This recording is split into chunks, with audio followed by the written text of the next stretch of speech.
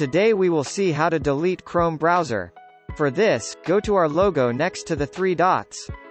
Go to Setting and delete this.